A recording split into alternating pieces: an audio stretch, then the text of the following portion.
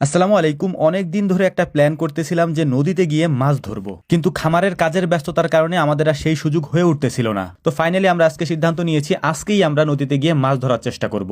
এই উদ্দেশ্যে সকাল 10টার মধ্যেই আমরা আমাদের খামারের কাজ মোটামুটি প্রায় শেষ করে রওনা দিয়েছি মাছ ধরার উদ্দেশ্যে নদীর দিকে। তো আমাদের খামার থেকে বা বাড়ি থেকে নদীতে যেতে প্রায় 1 কিলোমিটারের পথ অতিক্রম করতে হবে আমাদের। যেহেতু আনন্দ করে মাছ ধরার একটা বিষয়, তাই আমরা অনেক মানুষ একসাথে গিয়েছি মাছ ধরার জন্য। তো ভ্যানের উপরে জালটা রাখার পরে যে কয়েকজন জালের উপরে বসে যেতে পারবে তারাই ওটার উপরে উঠে গিয়েছে, আর আপন আমাদের মোটরসাইকেলে করে 3জনকে নিয়ে নদীর কাছে পৌঁছে দিয়েছে। তো আলহামদুলিল্লাহ আমরা নদীর পাড়ে চলে এসেছি এবং নদীতে আসছি আমরা প্রায় অনেক বছর পর, কারণ আমাদের সচরাচর নদীতে আসা হয় না। মূলত এই নদীর নাম হচ্ছে কুমার নদী। নদীর এপারটা মানে আমরা যে পাশে আছি এইটা হচ্ছে ফরিদপুরের অংশ এবং নদীর ওপারের অংশটা হচ্ছে গোপালগঞ্জের অংশ। যদি আরো সহজ করে বলতে যাই সেটা হচ্ছে যে আমরা যে পাশে আছি এই পাশটা হচ্ছে নগরকান্দা উপজেলা এবং উপারটা হচ্ছে মোকশেদপুর উপজেলা। তো এখন যেহেতু শুষ্ক মৌসুম, তাই মাছ ধরার অন্য কোনো জায়গা নাই নদী ছাড়া। মানে আমাদের এখানে শুষ্ক মৌসুমে কোনো পুকুরে কোথাও পানি তেমন একটা থাকে না, সব শুকিয়ে যায়।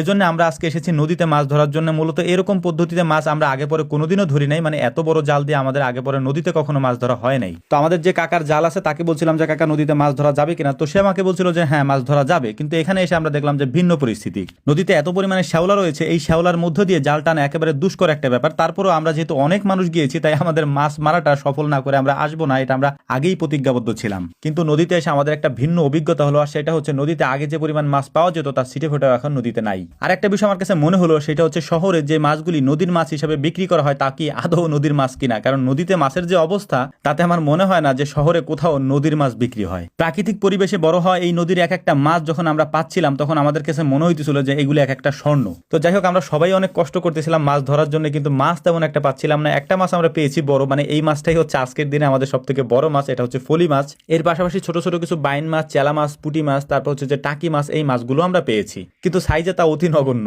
তো যাই হোক আলহামদুলিল্লাহ তারপরও কিছু মাছ আমরা পেয়েছি। কিন্তু যেহেতু আমরা অনেক মানুষ একসাথে মাছ ধরার জন্য এসেছি, তাই আমাদের সবার জন্য এই মাছ একেবারেই সামান্য। কিন্তু তাতে আমাদের কিছুই যায় আসে না, কারণ আমরা আনন্দ করার জন্য মাছ ধরতে এসেছি এবং দেখতে এসেছি নদীতে আসলে মাছ পাওয়া যায় কিনা। দেখতেই পাচ্ছেন যে খুব মনোযোগ সহকারে আমরা আমাদের কাজটা করার চেষ্টা করতেছিলাম। যেহেতু আমরা অনেক মানুষ এসেছি, তাই আমাদের এত মানুষের জন্য এই কয়েকটা মাছ একেবারেই সামান্য। কিন্তু তারপরে একটা বিষয় সব থেকে ভালো লাগা, সেটা হচ্ছে যে মাছ ধরার আনন্দই আলাদা। আর সেইটা যদি হয় নদীর মধ্যে এইভাবে খোলা জায়গায়, তাহলে তো কোনো কথাই নাই। কারণ মাছ ধরতে যদি আমাদের হইতোই, তাহলে আমাদের পুকুর ভর্তি মাছ রয়েছে, আমরা সেখান থেকেও ধরতে পারতাম। তো যাই হোক, শ্যাওলার জন্য আমরা জাল ঠিক মতো ফেলতে পারতেছিলাম না। তারপর হচ্ছে রোজার দিন, বেশি কষ্টও করা যাবে না, মানে শরীরের উপরে তেমন একটা প্রেশারও দেওয়া যাবে না। এই কারণে আমরা 3-4 জন নদী সাঁতরে ওপারে চলে গিয়েছি। যদি আমি এখন ভৌগোলিক অবস্থানটা আপনাদেরকে বলি, নদীর ওপারে আমরা যেখানে আছি এই জায়গাটা হচ্ছে গোপালগঞ্জের মধ্যে বা মোকশেদপুর উপজেলার মধ্যে। আমাদের বাকি যে লোকজন আছে তারা হচ্ছে ফরিদপুরের মধ্যে বা নগরকান্দা উপজেলার মধ্যে। তো যাই হোক, মোটামুটি আমরা যা মাছ পেয়েছি তাই আমাদের জন্য আলহামদুলিল্লাহ। কারণ হচ্ছে যে আমরা দেখতে এসেছিলাম যে নদীতে আসলে মাছ পাওয়া যায় কিনা। কারণ এই নদীর মাছ বাজারে বা যে কোনো জায়গায়